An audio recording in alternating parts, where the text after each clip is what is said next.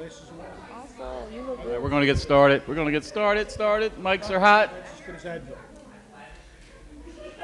Video is on. Do I got to slam this thing like Councilman Davis does?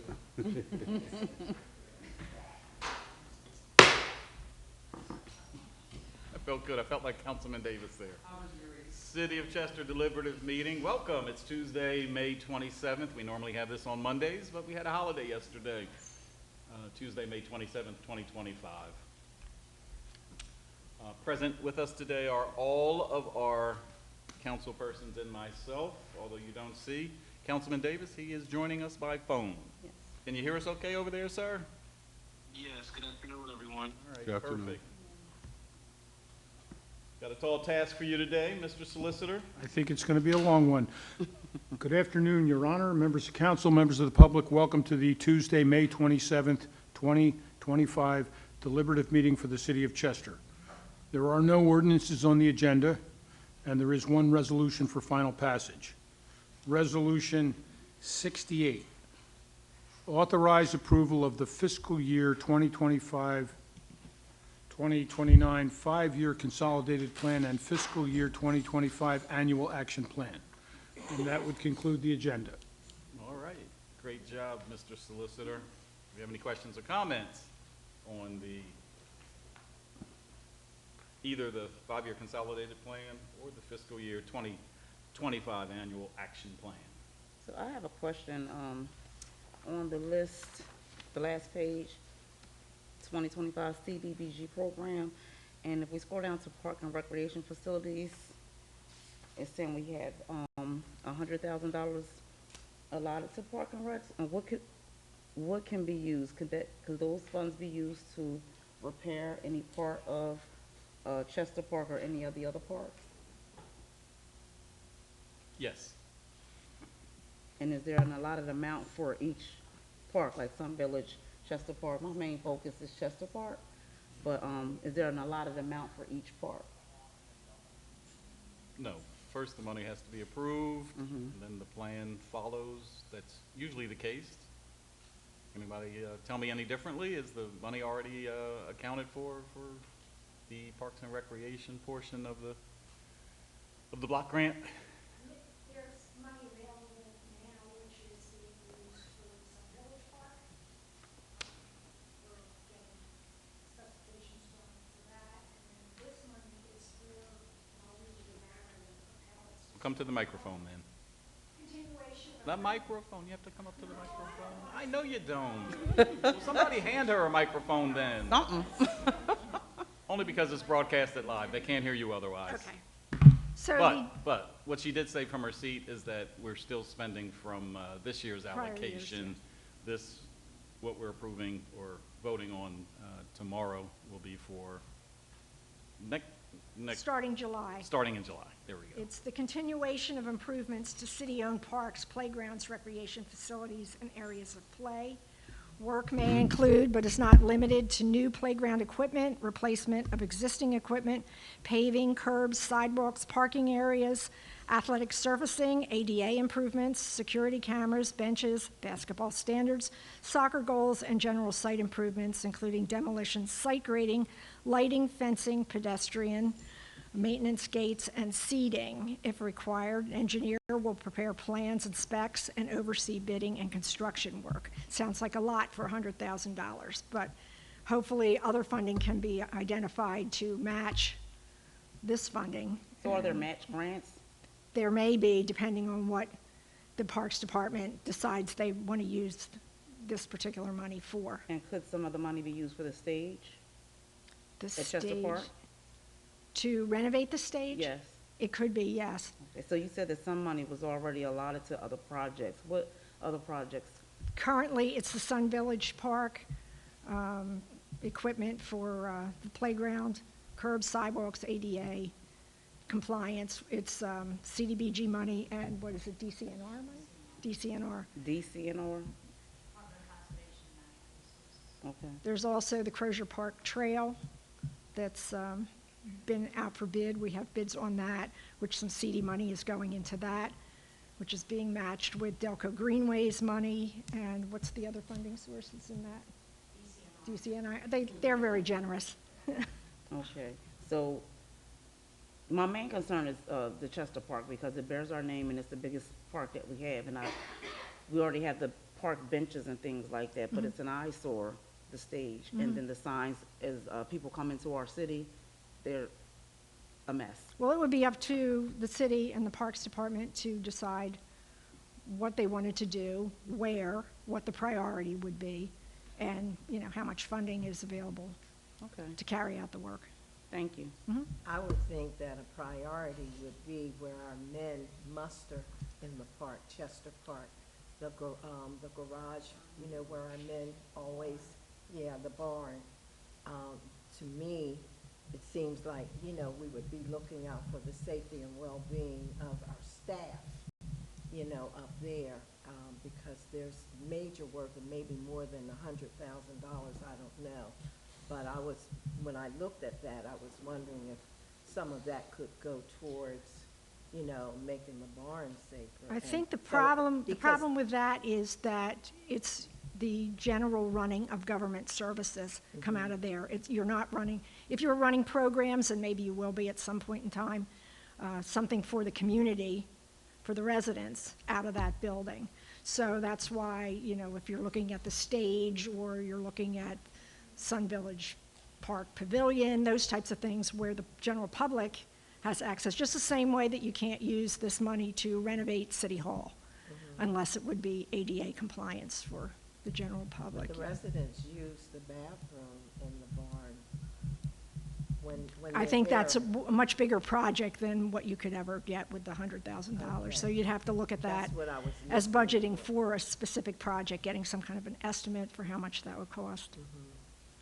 And all of these organizations on the list, are they pre-selected, or are they already in here every year? Who makes the decisions of what organization gets the money and determine how much money they get? As we start the process, we open the program for applications from outside entities, which we do every year, and these were received during this past cycle that we were doing. So I don't think there's any application that was received that was not funded that's listed in here. We worked with Tom specifically to look at, you know, what we would propose for funding. We made sure that everybody was eligible, that the activities they were carrying out were eligible, and put them into the draft, which was presented back a couple months ago when the mayor held a public hearing, hosted a public hearing on the draft where we acknowledged what was in here. And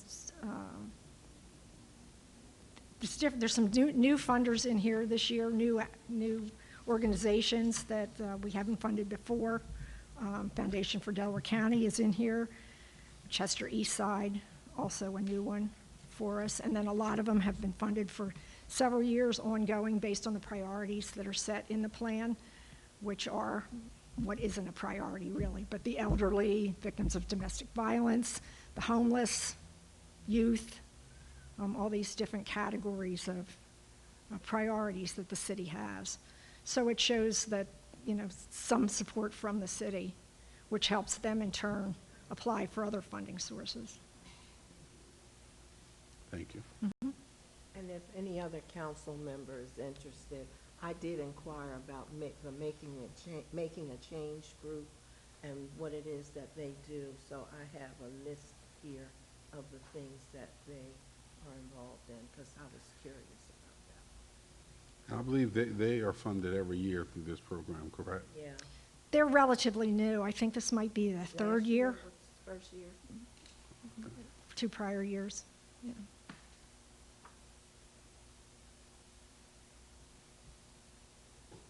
Is that it?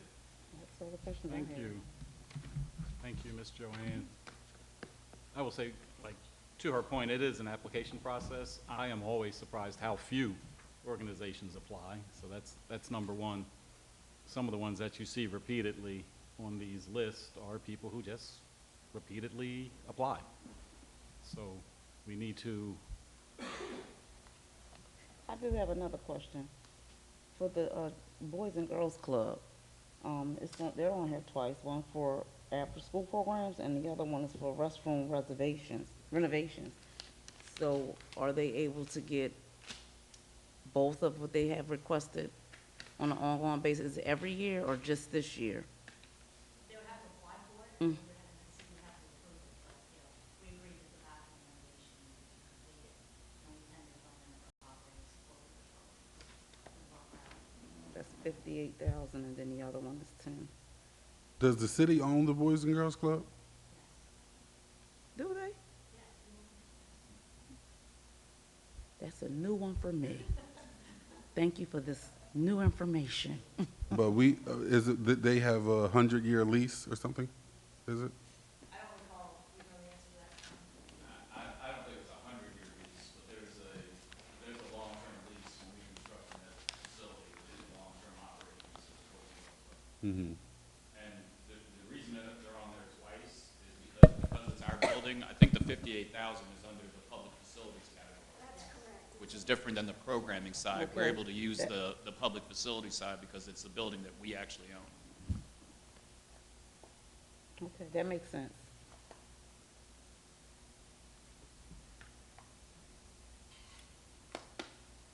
So I will encourage all of us to lean on Miss Joanne. Nobody knows this block grant better than her almost anywhere in the nation. She has saved us, she keeps it going. It doesn't take much to not comply in this area. And she makes sure that we always comply, that we always get this grant. It's not a given, but it comes down from HUD, is that right? Every year. Yeah, maybe the last year, thanks to our president and the people who would support his initiatives. So, thank you, Joanne, for your professional, expert work for the many, many, many, many, many, many years that you've done it. I do have one more question. She's the one to ask. So the Silver Care Senior Housing, the Silver Care Senior Housing, it's in phase 2. Do we have phase 1? Do we have an amount for phase 1? Yes. How much? How much? 400,000. And is it detailed, is it explained in detail what the monies are used for? It's going to be used for construction, renovation of the units in the back of the old Sacred Heart portion of the hospital. The two phases together are 94 units of low-income elderly rental housing. And the 400,000 was of their own money? The 400,000 was home money. Home money? Okay. Applied to the city that we put in a couple years ago.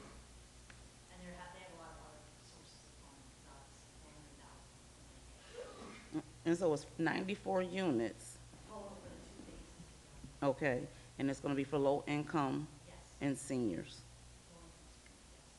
Yes. Just low income seniors or, okay.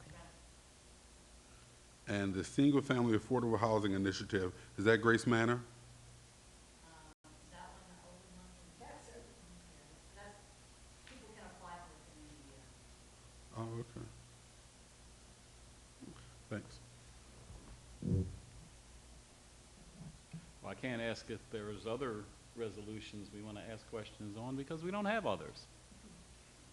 Anything any of the directors want to share with anyone? We do have a public comment out there, please. It's your turn. Thank you, Mr. Mayor. Good afternoon, council, directors, and everyone else present. I am here wearing the hat of the Community Violence Intervention Coordinator for the Safer Schools, Stronger Neighborhoods Collaborative, which includes Boys and Girls Club, Chester Education Foundation, Chester Community Coalition, and the Making a Change Group. And our mission, of course, is to reduce gun and community violence here in the city of Chester. My question is in regard to the shooting over the weekend, and I wanted to know if Airbnbs are registered here in the city, if we know where they are and how many there are. Zoning? They're not. Can you answer that one? They're not. They're not, okay. There's nothing for short-term rentals. I thought there was something for short-term rentals.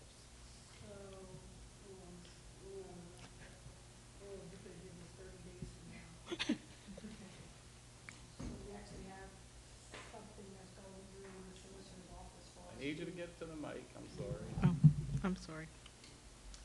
We actually have something presently going through the solicitor's office right now to change our ordinance to include the Airbnb and the not long-term rental right now. So we're trying to have that done, probably prayerfully. If we can get everything approved and done, then it's going to come before you guys with a resolution for us to change the ordinance. Yeah, but we do have Airbnbs here in the city that we're aware of. Airbnbs is fairly new, so we've never put anything on the books to address Airbnbs, That's correct. so. How many do we have? Not sure. We just are very aware that they are here when you go into the site. That's that. Yeah. So what's the point of the ordinance? Is it to regulate it some way? Well, we literally don't have anything that applies to the short-term rental, with the exception of like rooming houses, group houses. So we have literally amended all of the above, the rooming houses, the group houses, and the temporary, the not long-term rental, including Airbnbs. And it has a policy of where they can go, what districts that they can be in, and then what the rules are concerning that and parking. And we literally just kind of wrote it up. Well, we've been doing it for about a year, almost a year, but we just finished it all and submitted it so it can be cleared and then brought before the committee to be approved to amend the ordinance. And have you guys looked at other ordinances in other municipalities? Absolutely, Okay. absolutely. And technically, even a short-term rental such as an Airbnb is subject to our rental applications and licenses, but it's a good idea to do what we're doing. Yeah. Thank you. Thank you. I have more. The other thing I wanted to bring to council's attention is the challenges faced by the 3SN Collaborative and other nonprofits with regard to the fact that the hospital is closed. In particular, Chester Community Coalition, which operated out of Crozier, and their mission was to assist and counsel gunshot victims at the hospital. Well, now that the hospital is closed, CCC is no longer based at the hospital, and they have no Delaware County base. So when gunshot victims are transported to other hospitals, first, CCC is not aware of where victims have been transported to. So it's making it difficult for them to go and provide the services that their mission includes. The second thing is because they have to travel to these places, transportation becomes an issue, and I do want to bring up the fact that we're all aware that SEPTA is threatening to discontinue routes based upon their financial struggles, which again will introduce more hardships into the city for people to travel to medical services, to behavioral health services, and to just to get around, to access resources. So what I wanted to do was 3SN is working on a plan to involve others, because we are a collaborative, to see if we can put our heads together and come up with a plan to be able to address these really critical issues, especially for CCC, in that the services that they render is extremely important to the families and things like that. I also had a brief conversation with Commissioner Blackwell while I was here, and we were discussing the fact that when people are transported to hospitals outside of the city, and when family members arrive at those hospitals, if there was some kind of protocol that could be put in place to assist security at those hospitals, which may not be used to the volume of people who typically will show up in an event such as a mass shooting. So I just wanted to put those ideas on council's radar. I have reached out to Health Commissioner Ball to talk about maybe setting up meetings with some of the area hospitals to ensure that CCC and anyone else, like our chaplains, have access to our victims from Chester that end up in these hospitals outside of our city. So any assistance I can get from council or anyone else in those aspects, I would greatly appreciate it. But I just wanted to bring those challenges to your attention. Thank you. Thank you. Some of those topics were discussed in anticipation of the hospital close right after they closed, especially with police. You know, do you send a patrol car? Do you send a detective? You know, following the ambulance, especially if it's a crime-related injury. The chaplains have expressed the concern of, you know, not only traveling, but I think the point that is well made that I don't think we could settle pretty quickly is where are the people being transported. So that's important to know. The one thing that you said, though, as far as providing support to the hospitals in the event that there's large crowds, you know, you're almost asking for a contingent of people to leave Chester. You're not saying that? Oh, okay. But we knew that, you know, the city of Chester, our ambulance service, our police officers, our detectives, and our families would be new in a lot of these locations, and that it would take a little time for them to get to know us. I just want to clarify why I brought that point up.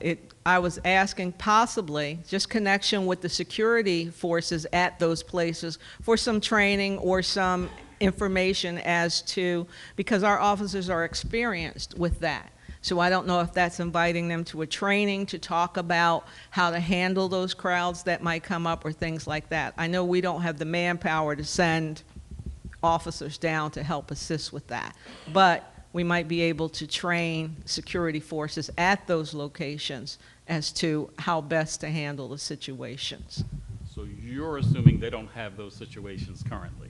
I'm assuming they're not used to some of those situations. In Philadelphia, I'm sure that they are. They have no problem with that. I'm thinking Christiana in particular may not have that area of expertise. I think they do. I worked in Wilmington for some years, and I worked with Pastor D, he goes to the hospital a lot of times when there's a shooting victim. And a lot of times there are families, and they take all their victims to Christiana. They're shot in Wilmington. And, you know, there's shooting every day in Philadelphia. So I think a lot of those hospitals, I'm almost sure or certain that they're probably trained to handle large crowds or, you know, a lot of people's family showing up to these hospitals once their loved one has been shot. And so I don't doubt that they don't have the training. I believe they do. I mean, it's a conversation we can have, but I'm almost certain Philadelphia and Christiana have those trainings where both get a high volume of gunshot victims from Wilmington and from Philadelphia. Are we taking any people to Paoli? Okay. Thank you. Yeah, obviously, it's something we're going to learn as we go. Anybody else? No, but thank you for bringing up that Paoli Hospital, because that's a little closer than some of the people traveling to Philadelphia, and I forgot all about them, so thank you for bringing that up.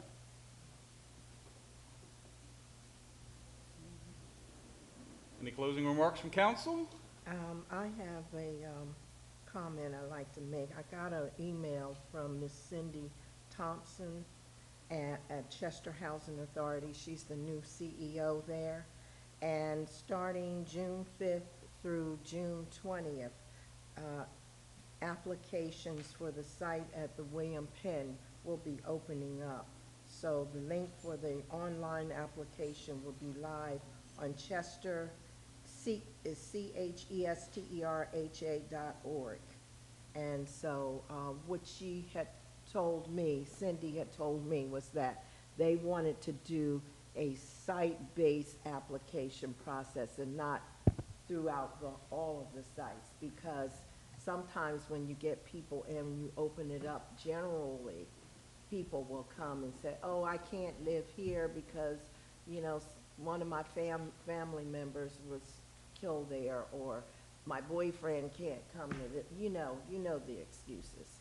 So they're just gonna do it site-based, and therefore, those persons applying, they really want to go to that particular site, and it'll be easier for them to fill. Make sure to, remember to share that tomorrow as well. I will. Councilman on the phone, anything?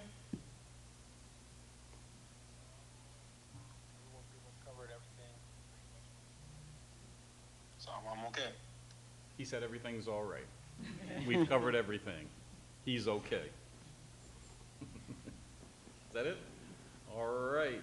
Let me ask for a motion to adjourn. So moved. Second. All right. Meeting adjourned. You good, Councilman? Thank you, Councilwoman. You're welcome. Yes, ma'am. Yeah, I saw that. Yeah, I'm glad you said it because I was surprised as to why they was doing it.